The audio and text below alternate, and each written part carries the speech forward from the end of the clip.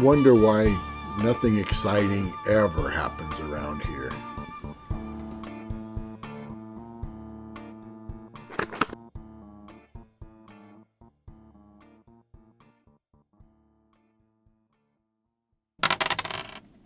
So this is a trimmed off piece of Rwandan amethyst. I had a larger piece that BOPIE wanted cut to fit one of the rings that she had as a centerpiece.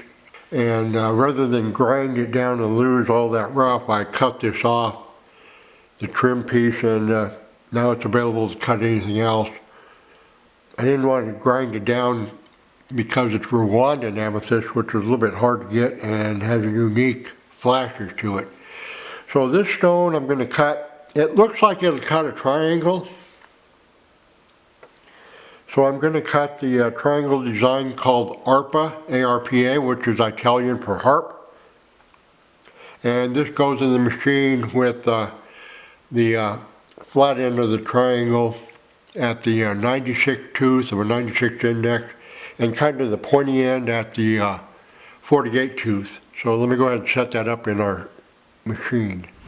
So in our machine we want at the 96 index, we want our stone to fit in like this so that when we're cutting the 96, we're actually cutting the flat end, and when we're cutting the 48 tooth, we're cutting the angles. They're actually going to be the two sides, but this is the 48 side. So now that our stone's in place, all we do is tighten up the brass set screw, and we'll be ready to cut our ARPA.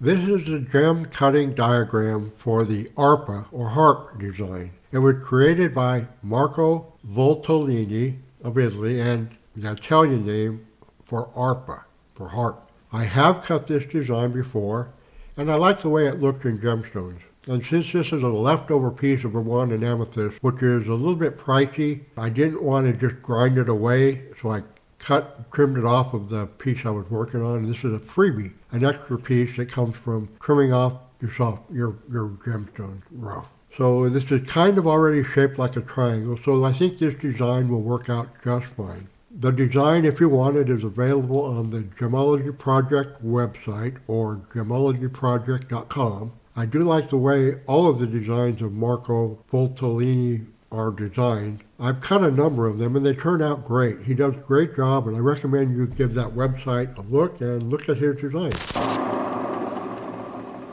Okay, we've got the girdle and the first row of facets on the Pavilion preformed. Now and I use a 120 grit topper. So now I'll use a 220 or a 340 grit topper and continue to go over this stone and continue to preform it, get it a little better. 120 leaves a lot of chips on it that need to be cleaned up, but it does move a lot of material.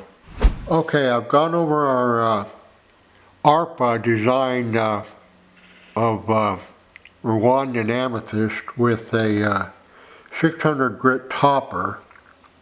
Got everything smoothed out. Now I'll go over it with a 3000 grit diamond on a bat lap and pre-polish it, and then we'll be ready to polish our Rwandan amethyst. Coming along nicely. Okay, I'm polishing up our ARPA, and you can see the difference between a polished facet and a pre-polished facets.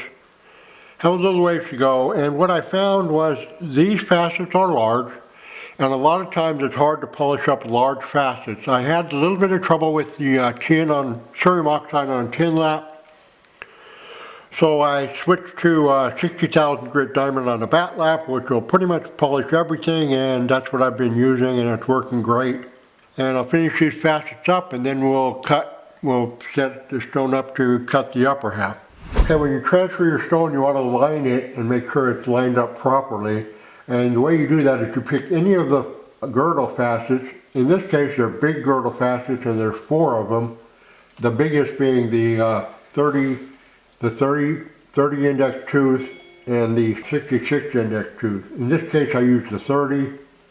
So you sit your index tooth through a 30, put your stone and dop in and line it up with a precision block that you received from Ultratech.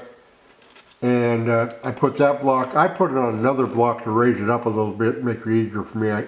I bought this block on Amazon, and I put them both on my flattest lap, which is my ceramic lap. And you raise and lower the mast until you're breaking the plane just where that, at the 30 index tooth. If you're hitting only this side of the facet, you're out of alignment. If you're hitting this side of the facet, you're out of alignment. And then you can go to the 66 facet and check it. You could also check these back two facets,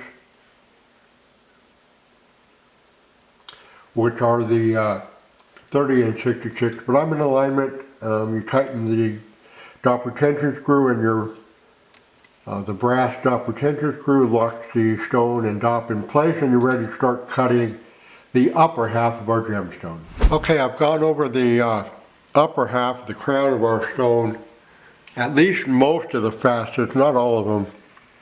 Some of them cut quite quickly, and I'm not going to work on them until I hit the 3000 grit bat. So I've gone over them with a 320 grit topper, kind of rough preformed it. Then I went over again with the 600 grit topper to get it preformed the way I want it.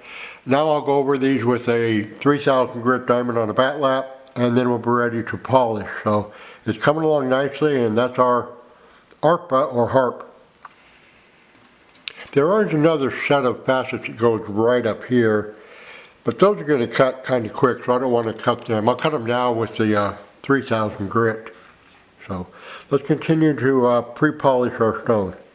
So I've started polishing our Rwandan amethyst, and I'm using 60,000 grit diamond on a bat lap, and it's working just fine, coming along nicely, so I'll continue to polish it up.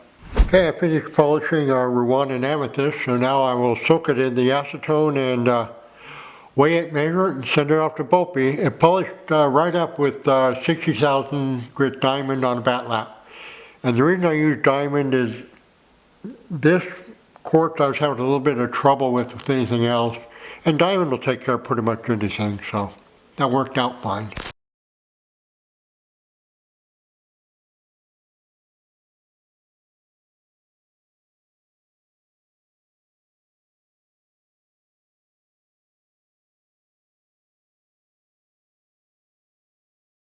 Okay, I just cut this Rwandan amethyst, which was left over after I trimmed up a piece of rough for a previous project. I cut this Rwandan amethyst into a design that I have cut before and really like, called ARPA.